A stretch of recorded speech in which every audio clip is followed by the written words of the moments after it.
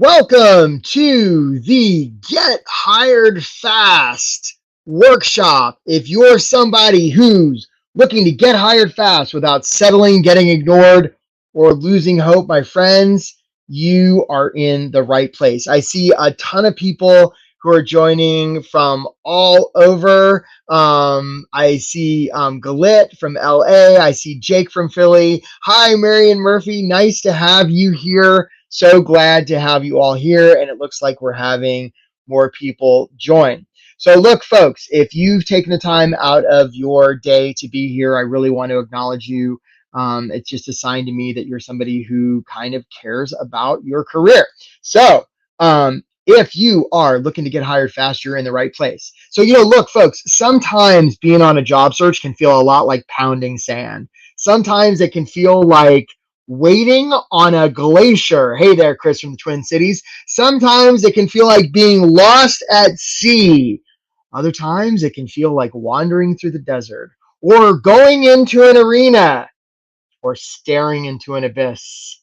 My friends, if any of that seems familiar, you're in the right place. If you are unsure about the direction you want your career to go, if you've been struggling to find ways to describe what you do, if you're uncertain if your resume is any good, if you've been wrestling about how to follow up after you apply, and you're following up, right? You're not just applying and just hoping to hear back. If you're tired of applying and applying and applying and hearing nothing back, hey there, Rob from Pennsylvania. If you've been doing interviews that seem to be so great and you still get to know if you're trapped in a job you don't like and you're not sure how you can escape, you are in the right place, my friends, especially if you're losing hope.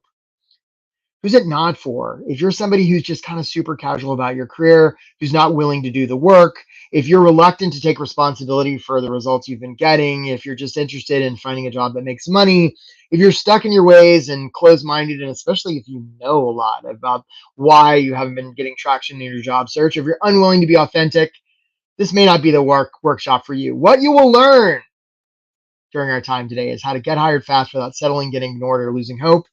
I'm going to offer you 3 strategies you can put to work today, along with 8 tactics you can put to work today, so you can do work that matters and pays what you and your family deserve. Sound good? All right. So look, folks, as we go through this, there's probably going to be a lot of activity in the chat. Please feel free to put questions in there. I'm going to do my best to catch them, and if not, we'll have time at the end. I'm just going to tell you a little bit about who the heck is this guy and why does he think he can maybe help you find a job. I'm going to offer you 3 strategies, 8 tactics to help elevate your job search. Then I've got an invitation for you along with some questions. So here we go. Buckle up. If you don't already have something to write with, get something to write with because this might serve you. So starting off, who is this guy and why does he think he can why does he think he can help find me a job? So my name's Eric Woodard. I'm a high performance career coach based out of Washington, D.C. I actually grew up overseas. I grew up in Asia. I came to the States when I was 18 to attend college, and I'd never really been here before, and I had a hard time, right? This is me wondering why it's so cold. I wasn't really thinking about career stuff. I had a hard time fitting in. I wound up eventually as a scuba instructor on Guam after transferring colleges 7 times. I wound up as a scuba instructor on Guam, and Guam was pretty cool. I spent a lot of time. I was under water with the fish, and after transferring those 7 times, I was like, man, I'm just going to take a break. But that went on for a couple years, and finally I was like, I got to do something about this career stuff. Like, spending all day underwater is great, and it was, and my brain's getting a little soggy. So I thought, I got to do something. So I figured, what would be the most prestigious job I could have? And so I think, well, that must be something like the White House. So I sat down with pen and paper, and I wrote the world's worst cover letter. I still have a copy of it. I mailed that off to 1600 Pennsylvania Avenue. And I basically said, "Dear Mr. President, you should hire me." It's pretty terrible. And I figured, well, I'm never hearing anything back from those bastards. But about a month later, I was going past the Guam post office, and they came out and they said, "Eric, you got this letter on White House stationery." And so I opened it up, and it was an internship application. Now, I didn't know what the hell an internship was, but I was really good at filling out applications because I transferred college so many times. So I filled that out, sent it in. Thought, I'm never hearing back from those guys, but at least I got to, keep the cool envelope that said White House on it and stuff. That got me thinking. I applied to some grad schools. I wound up applying to GW, and I got in. So I sort of landed in Washington, D.C. with this big bushy haircut and a backpack, and was like dumpster diving for furniture. And bought a pair of running shoes and was out running past the White House one day. And I thought, you know what? Those White House bastards, they never even bothered to let me know about this internship thing. So I found a payphone, I put in a quarter, and I called them up and I said, hey, you White House bastards, what about that internship thing? And they're like, is this Eric from Guam? And I'm like, yeah, but I'm in DC now. They're like, man, we've been trying to get in touch with you. You're supposed to start in the First Lady's office on Monday. So I went and got a haircut, bought a suit, bought some shoes, and I showed up. Now, look, I'm going to age myself here because this was a while ago. This is back during the Clinton administration. I don't know if my politics match yours, but forgive me if they don't. But anyhow, the point is, I started working for the then First Lady Hillary Rodham Clinton. She was a great boss. And I wound up working for her, eventually got hired on her staff in Hillaryland, and wound up following her to the Senate for all 8 years, and then eventually the State Department, where I helped represent the United States at UNESCO. And all during that time, and then I wound up as director of fellowships and internships at the Smithsonian. But all during that time, both as somebody trying to figure out my career and helping early professionals and mid-career professionals, and even at senior level professionals figure out career stuff, I saw a lot of the same patterns, and of people just trying to figure out job stuff. I now give talks about job stuff. I coach. I've written a bunch of books about job stuff. I've got so many pieces of paper and all these degrees that sound wonderful and fantastic and amazing, and you don't care about any of that, right? Because what you're asking yourself is, can this guy help me? So I don't know. Maybe, probably. I hope so. Let's find out. These are past clients of awesome clients of mine saying how fantastic I am, because they've put some of these strategies and tactics I'm about to share with you into practice, and they've gotten results. So let's figure out what I'm talking about here. So here are 3 strategies you can use to elevate your job search. Here we go. And I'm curious, while I'm talking here, if you would in the chat, put how long you've been on the job search. If you would, just put it in the chat and I'll see it. How long you've been on the job search coming to this workshop. I would be interested in knowing. And I see a couple of familiar faces there, so I know your story. But if you've been on the job search, how long have you been searching? Put it in the chat. I see there, Robert Miller. Yep, 3 months. Okay, Kevin. So it's been a while for you, Kevin. Got it. Okay, Archok. Yeah, I see there. Hi, Todd. Good. Yeah. So I'm seeing a lot of 9 months, 10 months, 3 months. Hey, Dekovan, I hope I'm saying your name right. Hey, Matthew. Right. Hi, Derek. 7 months. Got it. Hi, Nazilla. I hope I'm pronouncing your name correctly. Got it. Okay. So you've been, hi, Marion. Hi, Chris. Okay. So 3 months, 5 months, 6 months. Okay. So look, the idea behind these things I'm going to share with you today are to compress that time. That's what we're after. Hence the title, Get Hired Fast. So let me ask you a question, and this is also for the chat. Thanks for all you guys who shared. Tell me what, hey there, David. Nice to see you from Seattle. What's a good resume about?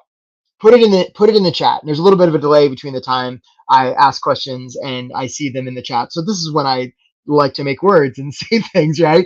But like, what's a good resume about? Put it in the chat. What do you think a good resume is about? So Deb Grun says bullet points. Getting an interview.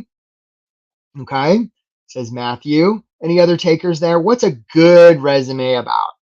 Like, what's it about? We'll give people a few more seconds. So a lot of people think, okay, so I see a lot about interviews. It's a marketing doc. It's not your career history. Stick to the points fast. Okay. Focus on skills, not tasks. I haven't actually seen the right answer. Like highlighting your accomplishments, says Meredith. Get the attention of the hiring manager. I like that, Kevin. All right, so here's what a lot of people think. A lot of people think a good resume is about you. Or Raphael, showing why you're good for them. Your answers aren't horrible, guys, but they're all wrong, right? Marion says you're accomplished. Yeah, it's like I love you and it's wrong. Your story, your value proposition. Chris, I like the thing about story. But a good resume is not about you, my friends. A good resume is about them. Right? A good resume is about them. So many people, they go in a resume and they want to talk about them. And this shows up in cover letters too, right? They talk about me, I, or they'll have one of those paragraphs at the top of the resume telling the reader all about them. Yeah, a good resume is not about you. A good resume is about them. Because who are most people thinking about most of the time? Themselves, right? People are thinking about themselves. The employer is thinking about themselves. So the opportunity for you in your job search is to make it about them.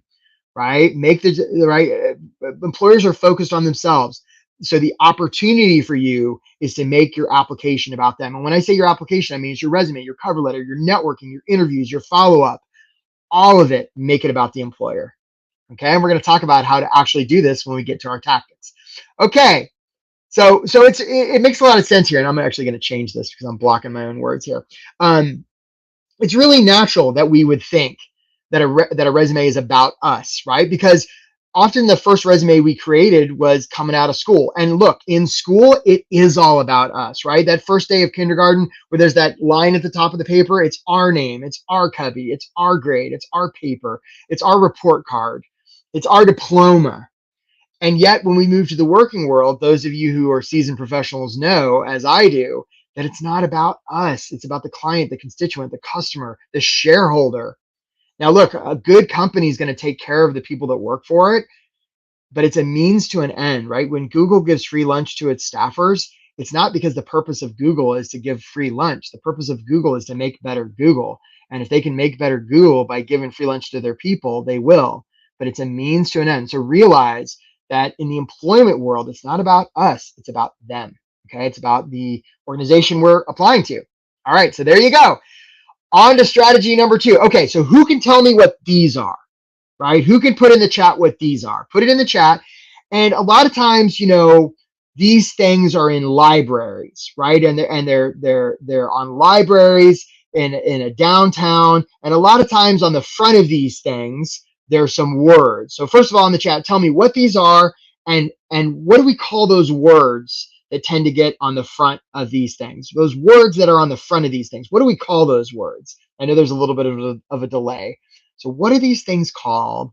And what do we call the words that go on the front of these things? What are they called? Who knows?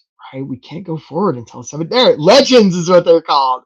Titles, Meredith. There you go, Todd. Thank you. Right? Biographies. All right. So I'm being a little bit cryptic here, but yes. Right. Those of you who are saying titles, that is correct. Now, we put titles on the front cover of a storybook, which tells me that isn't it interesting that we use the same term to label people in the workplace, titles, right? Which means that our career is just a story. And the label we put on it is a word we call title. And so in our job search, we want to tell a lot of stories. This is strategy number 2.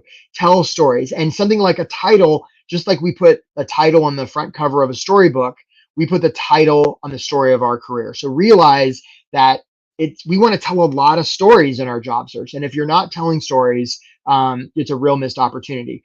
Part of the reason stories are so valuable, and I'll ask this question and I'm going to keep talking. Who can tell me what % of human decision making is logical versus emotional? Okay, so human decision making, what % is logical to emotional? Put that in the chat and I'll keep talking. So a lot of the reasons people will focus on a resume, right? They'll want to be data driven, right? So they'll say we got to put numbers in our resume and our stuff, but actually people are able to remember stories much more. Our ability to remember stories is much greater because it invokes the limbic system. Okay, Archak says it's 70% emotional. Raphael says it's 90% emotional. Thanks for playing, guys. Todd says it's 20% logical. I haven't seen the right answer yet. We'll see if we get it, right? So stories are how we convey emotion, and they're so much more memorable. So like perfect example, one time I was going through a bunch of resumes, and this was for an internship program, and the person who wrote it, her name was Maggie. She said that the summer before she'd been in a terrible car accident and her arm had been severed. So we accepted her, right? And first day she walks in, 2 arms. Now it had been bandaged from where it had been partially severed and reattached, and she was regaining use of it. But was I mad? Heck no. I was so happy she had both arms. And I remember that story to this day, and you'll probably remember it for quite some time, right? We'll remember how we felt on our 5th birthday, right? But we might not remember our telephone number on our 5th birthday. Now, of course, as soon as I say that, somebody will pipe up and say, I remember mine, right? Okay, so we've got a couple takers. So what % is emotional to logical, right? Archak says 70%. Raphael says 90%. Todd says 20%. Nobody's gotten the right answer yet, because here's the right answer, folks. It's 100% emotional. And the reason we know this is because when some guy in the 1800s got a railroad spike through his head, right? He was fine through the part of the brain that dealt with emotion, the limbic system. He was fine, except he couldn't make a single decision. When people lose their ability to have emotion, they can't make a single decision. And that's the debilitating part, right? That's how we know that decision making is 100% emotional. Now, we will rationalize the original decision that's made through emotion with logic, but the actual original decision is emotional.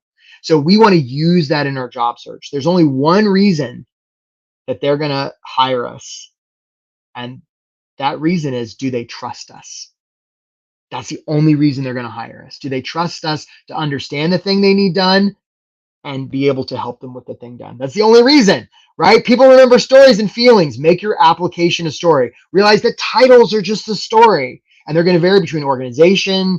They're going to vary between industry. They're going to vary geographically. Okay. Okay. Now put this in the chat. Who can tell me who this guy is? All right. What is this guy's name? Those of you who know will definitely know, but who's this guy? What's he called? Put it in the chat. Vote Pedro. What's this guy's name? Who knows the answer, right? Oh my God, my head's so big there. I'm gonna make my head a little smaller. There we go, right? What's this guy's name right here? There you go, Robert. Carrot Top, David says. That's pretty funny, right? So Matthew, right? Robert, this is Napoleon Dynamite. Exactly. Now, those of you who aren't familiar with this movie, I don't want to spoil it for you. First of all, if you haven't seen this movie, please go see it. And second of all, here's the deal with Napoleon. Napoleon's a high school kid, right? He beats to a little bit of a different drummer. And in this particular scene, he finds himself on stage in front of the entire student body, and he's got to do some sort of performance, and he hasn't really practiced. And so he's he's just standing there, right? And he's on the spot. So he manages to get music up to the DJ to play music, and he does this crazy dance number, and Napoleon just lets it all hang out. I mean, he just goes for the fences. And by the end of it, when he's done, this is the craziest damn thing you've ever seen. It's crazy. And so when he's done, he stops, and the student body's just kind of speechless. You don't know what's going to happen. And then they burst into wild applause. And the reason it works is because Napoleon is so authentic. He's so himself that people love it, right? Authenticity is the golden coin of the realm, right? Jamie Kern-Lima, she's the founder of It Cosmetics. She says, everybody's a good dancer if they commit fully, which brings us to our third strategy, and that is be authentic, right? Be authentic. Let me ask you a question, and this is for the chat. Who do humans hire? Who do humans hire? Put it in the chat, right? We're talking about authenticity. Who do humans hire? I would humbly suggest, if you know the answer, put it in the chat. Who do humans hire?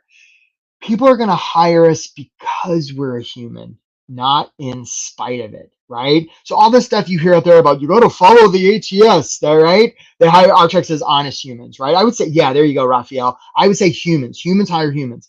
All this stuff about ATS and you got to trick the algorithm and please the computer. Stop, please. Computers do not hire humans, right? There's some organizations that use software to help take their intake and sort applications, sure. And there's not one ATS, there's a million different kinds of them, and they're all different. So playing that game is a losing game, my friends, because we're not trying to please a computer. We're trying to serve a human, okay? That's the name of the game here. And if you've been spending a lot of time in your job search, first of all, trying to please anybody, stop doing that right now. And especially if you've been trying to please a computer, please stop doing that. What we're after here is serving people. Humans hire humans, okay? That's what we're after here. So many try and be perfect, but humans hire humans, right? Be human, be relatable, right? If you don't have evidence on your resume that you're a human, it's something to pay attention to. Like, perfect example. I was working with this young woman named Nina, and was having a conversation about her resume. Notice I'm telling a story here, by the way. Was having a conversation about her resume, and I'm like, Nina, what do you like to do for fun? And she didn't really want to tell me, but finally I get out of her. She's like, well, I have a pen collection. I'm like, well, that's super weird. You got to put that on there. She's like, oh, I couldn't put that on my resume. That's just so sophomoric and, unprofessional. I'm like, oh. So we finally get Nina to put on her resume that she collects pens, which it's super weird. I agree. Anyhow, she puts that on there. I get a call from her a month later thanking me because she went into the interview. They talked about pens for 30 minutes and she got the offer, right? You want to give them evidence that you're a human. They're going to hire you because you're a human, not despite it. So if you don't have that stuff on there, or if you've been trying to clean that stuff out of your applications, stop, right? Those of you who are parents, Moms and dads, you could say, hey, I know how to make sacrifices, and I know how to solve problems, and I know how to communicate, I know how to take risks, and I know how to work hard. Or you could just say you're a mom. Anybody that's had one or is one is going to know what that means. Now, look, I know there's all kinds of isms out there, and people discriminate based on family status and race and gender. And like, I'm not saying like that's all true, right? And if you don't want to pick mom, don't pick mom. Pick that you like running or something. I don't care. But the point is, be human. Let your humanity out there, because that's the reason they're going to hire you, not in spite of it. I would humbly suggest. I'm seeing the chat is pretty quiet here. You guys must all be agreeing with me, right? So authenticity is your superpower. So how do you put all this to work, right? These are 3 great strategies, right? Make it about them, tell stories, be authentic. But how do you actually make this happen, Eric? Let's talk about that. All right. So here are 8 tactics. Buckle up. It's hard to hit a blurry target. So I can't tell you how often I'll talk to potential job seekers and I'll be like, how much money do you want to make? And they're like, I don't know, anywhere between 50 and 200 or, just whatever. I'll be like, well, what do you want to do? Well, I want to help people.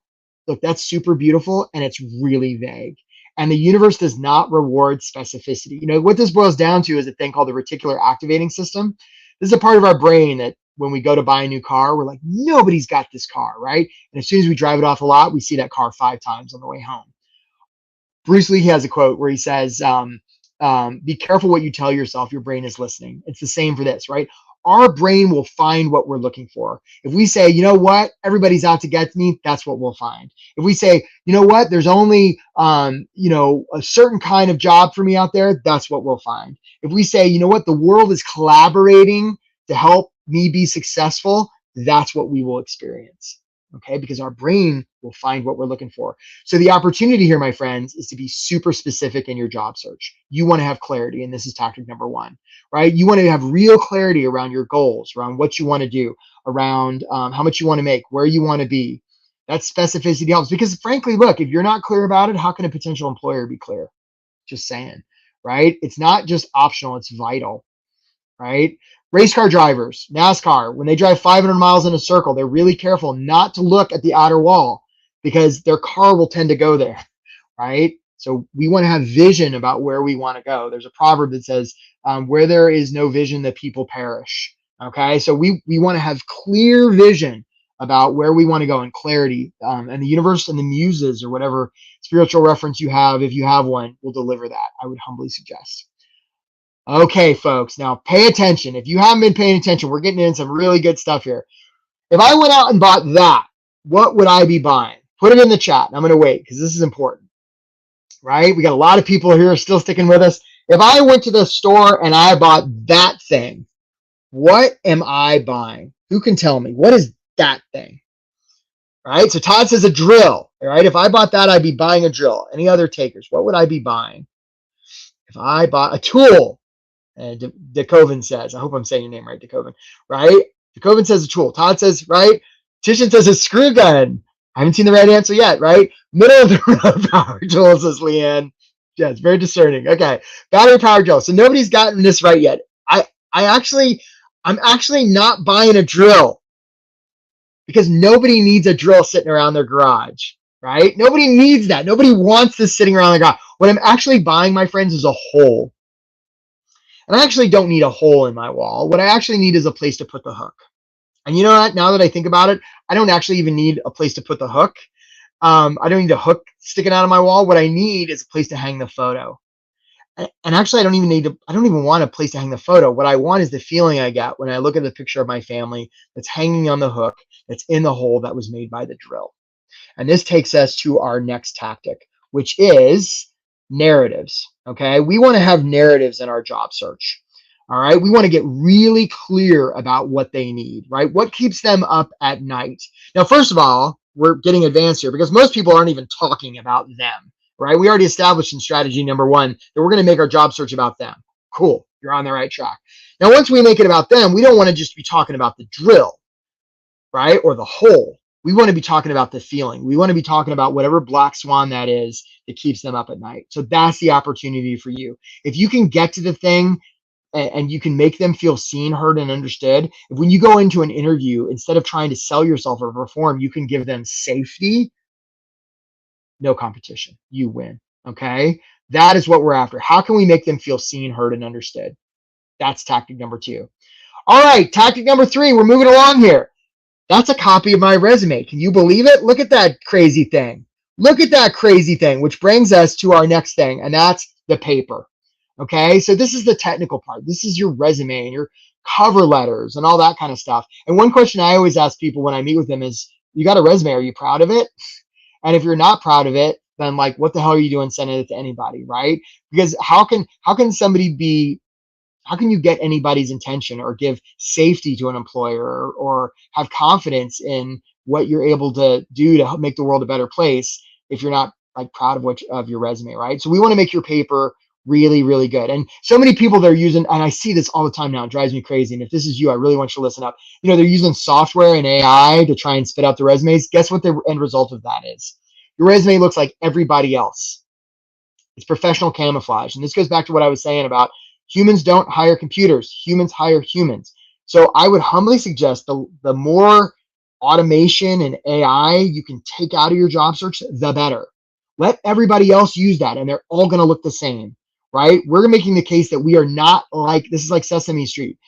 I am not like the rest. I am exceptional, right? If you get a recruiter come to you and say, well, we've never run into this before, nobody's asked us for this. You say, thank you for noticing. You're right. I'm not like the other candidates. I'm different, right? That's the energy we're after, right? We want our paper to stand out. We want it to be about them. We want it to tell stories. We want it to be authentic, and we want it to be communicated in a way, at a time, and to a person that makes it stand out, right? It's just a communication piece. We want to communicate with potential employers in a way they cannot ignore. No more getting ghosted, by the way. Okay. For instance, how many of you in your resumes have hyperlinks, right? We look at hyperlinks all day long. If you don't have them in your resume, put them in there, right? Just a simple thing. Doesn't mean they're actually going to click it, but it shows that you're different. It shows that you think four-dimensionally, shows that you're unique. All right, my friends. If a job application is submitted and there's no follow-up, does it even make a sound? I would humbly suggest that it doesn't, which brings us to tactic number 4, right? You're doing great, guys. We're doing great. We only got four or five more of these to go, right? Follow-up. If you're just sending in applications and you're like, well, hope to hear back, it's an opportunity for you. And by the way, those of you who are like, well, I follow up, okay, great. That's awesome. And here's my question for you. When you follow up, are you saying things like, just wanted to follow up, just wanted to check in? Because if you are, that's about you. See, we want to follow up and make it about them. And that's the opportunity for you in tactic number 4, right? So many people, and some of you might be saying now, oh gosh, Eric, that's really pushy. We're going to talk about that in tactic number 5. It's not pushy, especially because you want to, like, I can't tell you how many times I see resumes where people are like, well, I show initiative and, I'm assertive, and then they don't follow up, right? People are going to believe what you show them much more than what you tell them, which is part of the reason why on resumes, if you have that giant paragraph up top of you telling them a bunch of stuff about you, get rid of that. That's you telling them a bunch of stuff, right? The opportunity is to show them a bunch of stuff in context. Give them the evidence of your career capital, right? Show them, don't tell them. So a perfect example, there's a guy named Darren Hardy who I read. He's an author, and he used to publish Success Magazine. He's redheaded white guy in a shiny suit. He's exactly what you would picture, right?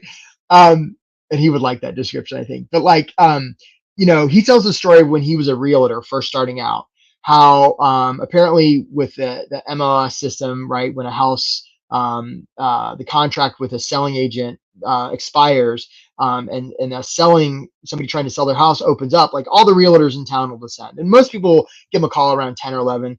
This guy, Darren Hardy, would show up at their door, 6 a.m., full suit, right, with the paperwork for them to sign him up as a realtor, right, knocking on the door.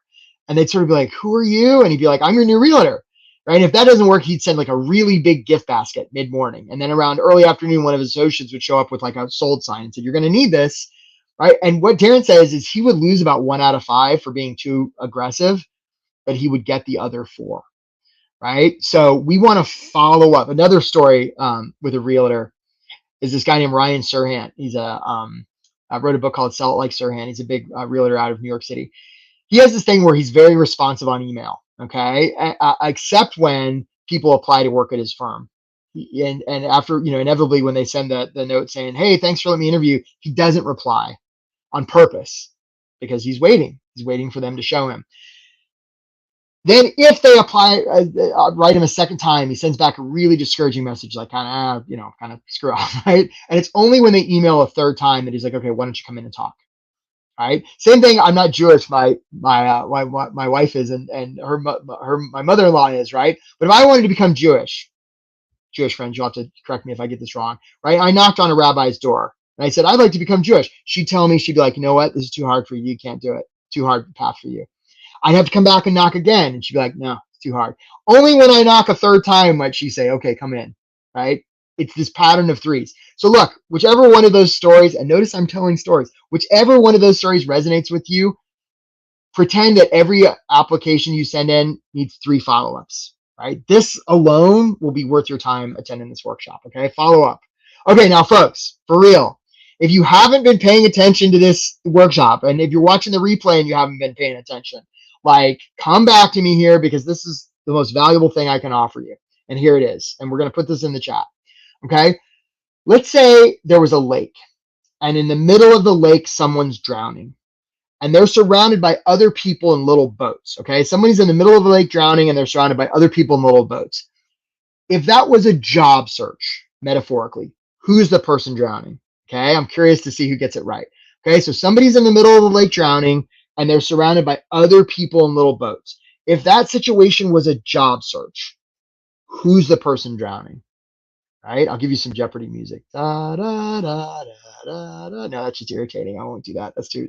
You know what? I need to get that and play it. I'm going to do that for the next workshop. I'm going to have, although I might get busted for copyright, so maybe that's no good. Okay, so the hiring manager, Todd says, okay, who's the one drowning? Who's the person drowning in the lake? Right? So if that was a job search, who's the person drowning? Any other takers? The employer, says Chris. Nice. Some of you guys, right? You're not in the lake. Okay. Maybe. I'm not sure. Okay. Okay, so we got some answers. So here's the thing, folks. Sometimes, and it looks like the recruiter. Good, Raphael. Good. I may have actually sent some pre-emails on this. I'm not sure because you're all getting it right. A lot of times in a job search, people feel like they're the one drowning. Okay, they feel like they're the one in danger, and that's backwards. The person drowning is, as Raphael, Archak, I think Robert, maybe, and Chris and Todd have said, right? It's the employer. And the reason we know they're the ones drowning, right? There you go, Ed. Exactly. Good job, Ed. Right? The reason we know they're the ones drowning is because they've told us. They put in the job description, help. We're drowning. We have too much work. Somebody come help us. The people in the boats are actually the applicants. Now, some of those applicants will actually row up and they'll be like, I'll help you. I'm the one to help you. Pick me, pick me. And they'll hit that employer in the head and the employer will drown. It's very sad, right? Others will be like, hello, I really understand you're drowning. That's terrible. That must be so scary. Let's have a conversation to see if I might be somebody to pull you out of the water. I have no idea if I'm the right person to pull you out of the water, but what's important here is not that I pull you out. What's important is that you don't drown and die, okay? And that's the kind of energy we want to bring to a job search. We are the ones in the boat. And when we're in a job search, we want to give them safety, okay? So this boils down to mindset, okay? We want to avoid any sort of energy around, I hope they pick me, or even around the idea of like, oh, I'm the best one. That gets into selling ourselves and persuasion. We don't want to do any of that. We want to leave the space for them to make the decision that maybe we're somebody that can serve them, right? You want to approach from a place of service. This is why that follow-up need not be so weird and salesy. Because if somebody was floating motionless at the surface of the water and we splashed them and said, hey, buddy, you okay? And they didn't move, would we be like, ooh, I don't want to be pushy, right? I don't want to be, hell no. We'd splash them. We might even flip them over, lock lips, give them mouth to mouth. And all of a sudden they were like, wait a minute, I'm just snorkeling. We'd be like, sorry. But we would risk the possibility of looking bad or looking aggressive even to counteract the possibility that maybe there's somebody that actually needs help. This is how you do your job search, my friends, right? Nobody wants to be sold, right? Selling people is weird. We've covered this historically, right? Don't try and sell yourself. It's just creepy and weird, right? And needy is creepy too, right? We want to come and be assertive from a place of service. Okay, we're in the home stretch here, guys. This is tactic number 6. This is a crab. And any of you guys who have watched the show Deadliest Catch, and I know it's not a snow crab, I always get in trouble, right? May recall how in that show they were crab fishermen in Alaska, and they put these big steel boxes on the bottom of the seabed. It was a pitching deck, and it was icy and slippery and super dangerous, right? But you may have noticed those crab, they call them crab pots. There's these big steel cages. You may have noticed they actually have pretty big gaping holes in them. And what happens is they put a little bait and they put them on the bottom. So all of a sudden Charlie the crab comes along and says, "Oh, there's some free lunch." Charlie goes in, starts nibbling, and all of a sudden his buddy Bob sees him and says, "Oh, more." So more and more crabs join. More and more crabs join. Now here's the interesting part. The bait's gone fairly quickly, and crabs will tend to go where other crabs are. So more and more crabs are getting in the box. Anytime a crab tries to climb out, the other crabs will pull that crab back in, even pulling off a limb, or they'll do a crab murder, right? They'll do crab slaughter, right? Because crabs instinctively want to stay together, right? Because their instinct is being with other crabs is safer. Of course, in this instance, they all get pulled up in the crab pot and they all become dinner. So what this brings us to is tactic number 6, and this is your environment. And a lot of people ignore this, right? They'll be trying to find a job and they're surrounded by toxic people, toxic places, places that aren't inspiring. And if this is you, my friends, it's a real opportunity to like get that stuff cleaned up, whatever you have to do, right? And the people that you surround yourself don't have to be living. You can surround yourself with authors and audiobooks and podcasts and like whatever is going to lift your spirits. And if you're not doing this and you're wondering why you haven't been able to get traction in your job search, this could be a big reason why, okay? So you may be familiar with the idea of reference groups, right? You're the average weight, height, education of, the 5 people you hang out with the most. So if you're hanging out with people that are dragging you down, and look, some of these may be family members you can't get away from, that's fine. Create some good boundaries. When you're on your job search, make sure that you're being elevated by people that believe in you, people that aren't saying, well, you just better settle. Yeah, get away from that. That stuff is toxic and it will drag you down just like those crab pots drag down those crabs. Okay, you want to be intentional and safeguard it. All right, guys, this is tactic number 7, interviews.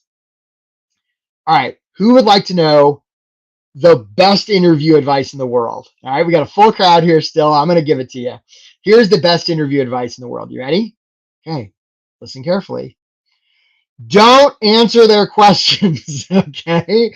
Because look, interviews are weird, and I met very few people that like interviews, either giving them or being interviewed.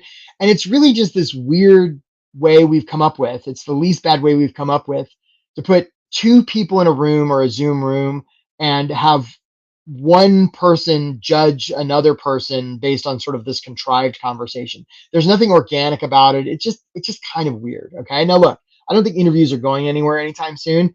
The opportunity for you is to realize that rather than focus on answering their questions, focus on the answers and the stories you're going to give, right? They're not really asking questions to get information from you that's not already on your resume or they could look up, right? They're making mouth noise to get you to make mouth noise in the hope that you'll make some mouth noise that can help them figure out if they can trust you, because that's the one reason they're going to hire you, right? So you might as well make mouth noise that serves them.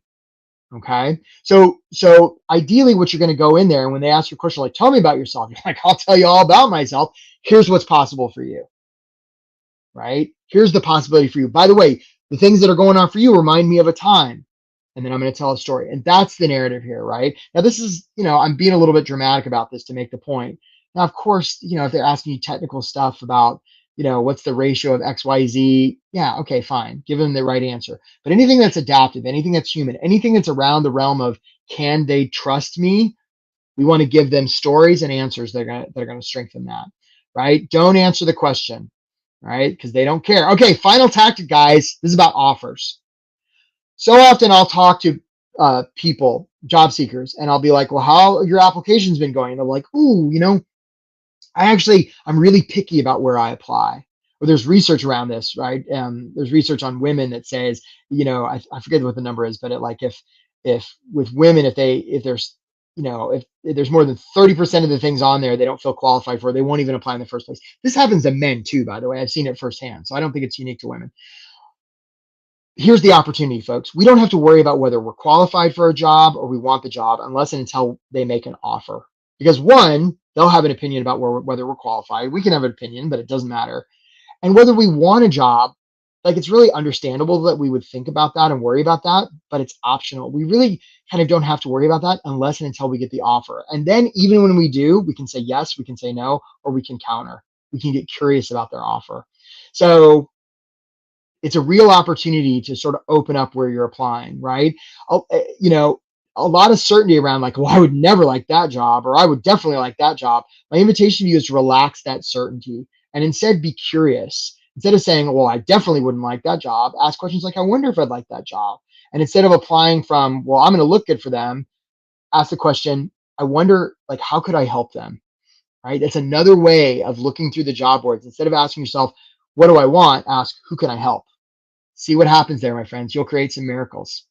All right. So we talked about a lot of things here today, my friends, and I'm going to put the screen here so you can see it, right? These are sort of the things that there could be opportunities for you. Okay. And here's the, and I see there, Gallet, strategy number 2 slide on tactics. Number 2 again. Yeah, you know what, Gallet, I'm going to bet you're going to get the replay of this. So I promise you're gonna get a replay. You can rewatch this whole thing, and so you'll see the whole thing. And thank you for paying attention and taking notes. I really appreciate that. I hope I'm not. I think it's Galit. I may be mispronouncing your name, but forgive me if I am. So but think about these things. And I told you I would offer you an invitation because some of you are going to be watching this workshop and be like, you know what, this is amazing. This guy Eric is like totally awesome, and I'm good, right? Like, I'm good to go. I'm going to take this stuff and run with it, and God bless America or wherever you're from, and it's going to be fantastic.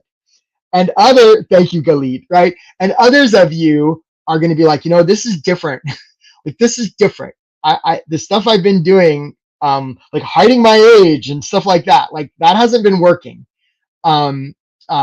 This is different, and I want to know more about this. So if that's you, I want to invite you to book a call with me. I've got a program. It's called Get Hired Fast. It's amazing. Helps a lot of people get jobs. I could tell you all about it, or I could tell you about it, right? So I'm going to put this in the chat.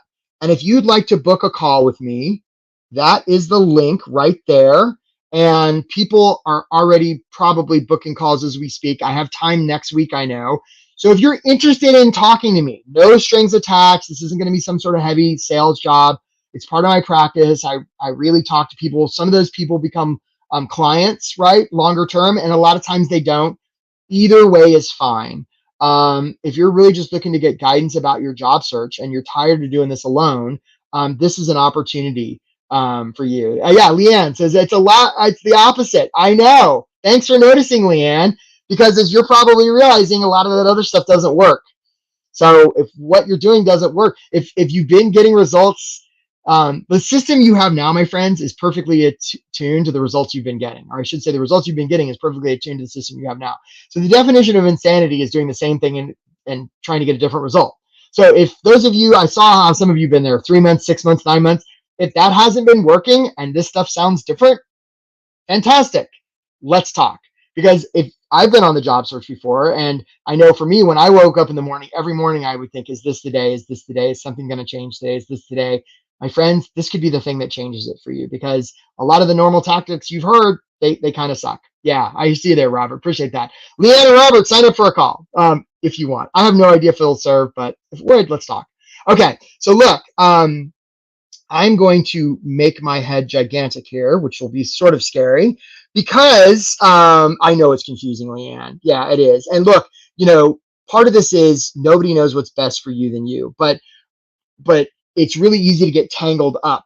Yeah, I see there, Robert, right? Oh, it's easy to get tangled up. And the opportunity here is to use your own discernment. And part of the reason, at least in this presentation, I've sort of explained the thinking is to just describe my thinking, right? Like, for instance, something like age, okay? But like, this is a perfect example. And I see you there, Galish. I'm going to get to you. Thanks for asking the question. The common thing, and I see this all the time, is hide your age, right? Like where you don't put the years of your graduation. Okay, that's fine. And let's say I'm right about the reason they're going to hire you is because they trust you, which means the first thing out of the gate, the first thing they see from you is a big red banner saying, this person doesn't trust me not to be ageist. They're hiding their age. And so they're really being sort of deceptive or secretive. Now, is that the kind of job seeker I'm going to naturally be like, well, this is somebody we can trust? No. It's never the scandal. It's always the cover up, right? Same advice. I see this shit. It pisses me off, right? This stuff around people say, well, don't put more than 15 years experience on your resume because that old stuff doesn't matter. You know where that normally comes from? People that don't have more than 15 years experience on their resume, right?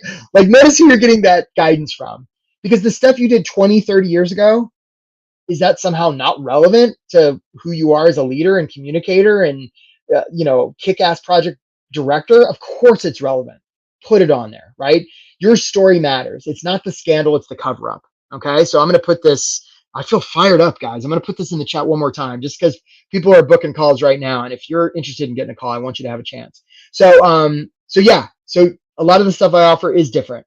Thanks for noticing. And it's different for a reason, because a lot of stuff you've been hearing, and you don't need me to tell you this, like, it's not super effective, my friends. And I wish that weren't true. So the opportunity for you is to do different stuff. And if you're looking for help to do that, let's talk. Okay, go Lish. Hopefully I'm saying your name right. What do you think about avoiding first person in resume? Only use verbs. For example, specialize instead of I specialize. I think it's fine. It's a great question, Golsh. I'm a big fan of past tense verbs. Even if it's something you're currently doing, sometimes people will make those present tense and it's weird, right? If you hadn't already done it, you couldn't write it down. So just use past tense verbs. And if you want to take out the is that I, is that an article, whatever the hell that is, right? And just take out the I. You don't need it. It's just extra words for them to get through. And to your point, if we're trying to make the resume about them, the less times I can use I or me, the better, I would humbly suggest. Yeah. So I had what does the call cost, Leanne? Yeah, it's complimentary. I thank you for asking me. Yeah, first call is free. Yeah, and Jake, thanks. That is my fee, but that's not something I offer to everybody. Part of the reason I do calls first is because I don't know if I can help you, right? Like if I get somebody on the call and they're like, hey, I've only been searching for a week and I'm following up and I'm networking and I'm doing all this stuff. Like I'm not right for you. And if you've been on the job hunt for like 3 months or 6 months or 9 months and you haven't been getting the results, I mean, look, again, I want to take questions here. So if you have a question, put it in the chat, but I'll just offer, like, let's say you're trying to make $120,000 a year, which is $10,000 a month, which works out to $2,500 a week, which is $500 a day, right? If working with a guy like me, you can get hired a week sooner, you win. And I don't know if I can get you hired a week sooner, but I know working with a guy like me, you're going to get hired sooner. Okay. So this is Joseph. Thanks for asking a question, Joseph. I'm in my early 50s. How far back should I go in my experience? Should I use dates for college graduation? Absolutely. Just so you know, I'm in my early 50s too, Joseph. Nice to meet you. Definitely put all of your work experience. And if you've got work experience on there that isn't relevant to wherever you're sending it, first of all, make it relevant, or don't apply to that place, right? I was just talking to a client this morning and she was saying, well, what do you do if your work experience isn't relevant? Like, it's very difficult not to make something relevant. I mean, like, what employer out there isn't interested in leadership and communication and customer service? And like, what jobs are there that don't involve that stuff, right? And so the opportunity is to get, and this goes back to what they're thinking about when they lay in bed staying up at night, right? What are they thinking about? And that job I had many years ago, what can I highlight there that's relevant to them? That's what we're after. And you might not have 10 bullets from the job 30 years ago, but you could have one. Okay. Hi, Leanne. I spoke to someone who insisted he could get me a job for 200 guaranteed. Yeah, I don't know how anybody can guarantee that. I sure can't. Some have tried to scam me also with saying they can rewrite my resume. Yeah. So first of all, Leanne, it sounds like you've talked to some other coaches and maybe not have a great experience. Yeah. So the only guarantee I offer is that if you do the work and you're doing the stuff, I'll stay with you until you do get the offer. And in my experience, when people do the stuff, they're not with me that long. Because they get results. And look, every situation's different. There are, but the other opportunity here is to iterate. So, there's no one right strategy for everybody, right? So what might be right for one person is going to be different than the other. So the opportunity is to iterate. And the definition of insanity is doing the same thing over and over and getting a different result. So if that's what you've been doing, stop doing that. Try something else. And if you're not sure what to do, talk to a coach. They have lots of ideas. They've seen lots of things. So, and all you're doing is you're saving the time of you trying to having to figure it out. Thanks for all this stuff, Leanne. I think you have to tailor some resumes to a specific job. Great point, Leanne. Yeah. If we're making the resume about them, why would we ever send the same resume to more than two employers or more than one employer? Because at least one would be misaddressed. So absolutely. Yeah. Don't. And for those of you who are like hitting the easy apply button, stop. And for those of you who are applying through Indeed and LinkedIn, stop that too, right? Find the opportunities there, go to the organization. Sometimes there's listings on those aggregators that are just zombie listings, right? The job's not even really there. Nobody's even reading your stuff, right? Go to the organizations. Find a live human to follow up with. And if you're like, well, how do you find their email? Look, guys, you're creative. If your loved one was going to be put to death tomorrow unless you found somebody's email, do you think you could get in touch with them? Yes. Sorry, that's kind of a terrible example, right? But like make this a priority, right? And if you can't find Bob's email, find one of Bob's colleagues, or like don't give up so easy. Remember, they're drowning. If they were drowning, would you be like, well, I don't have a swimsuit, I can't? That's my point. That's a better metaphor. Okay. No, you dive in the water. You do everything possible. You would be relentless, and you would be easy to be relentless because you'd be coming from a place of service. This isn't about you trying to sell yourself or be pushy. No, we're serving cake, and we want to know if they want cake. And if they don't want cake, that's fine. There's lots of other people that like cake. Okay. Oh, thanks so much. And then it seems awesome, but need to change LinkedIn if they check your profile. I don't know. I would make LinkedIn as authentic as possible. I think that's what you're saying, Leanne. Make it authentic and make it from a place of service. Nobody's actually going to hire you because of your LinkedIn, by the way. Probably nobody's going to hire you because of your resume. They're going to hire you because they trust you. That's why they're going to hire you. Yeah. So guys, look, so many of you have stayed on here so long. If you haven't booked a call with me already, and look, you're looking for help, book a call. I've got time. This is part of my practice. And for those of you who have the little voice, it's like, well, it's going to be a waste of my time. This guy's going to try and sell me. Yeah, I charge money to work with people. And I don't know if that's something you want to do. And it's okay if you don't. But if you're looking for help, let's find time to talk, because you don't have to do this alone. That can be one of the hardest parts. I've been there, of like doing this by yourself, and just like that quiet that's in your house when like all the kids leave and you're sitting there. You might have a spouse that's off working and it's just quiet and you're there by yourself. Like that sucks. I've been there. And so the opportunity is to use some systems and some structures to help you combat that. So look, guys, I really acknowledge you for being here, for sticking around. Like I don't think we've had anybody drop off since we started. Congratulations for taking this time, and just realize that you're gonna figure this out. There are definitely bright things on the horizon for you, and you will figure this out. And I really acknowledge you, and I'm cheering for you. And if you'd like to talk, let's make it happen. All right, guys, take care of yourselves. Hey, Joseph, if you joined late, there is a replay going around. Yeah, there's a replay. You're gonna get it soon. Take care, guys. I really wish you the best. Have a great day.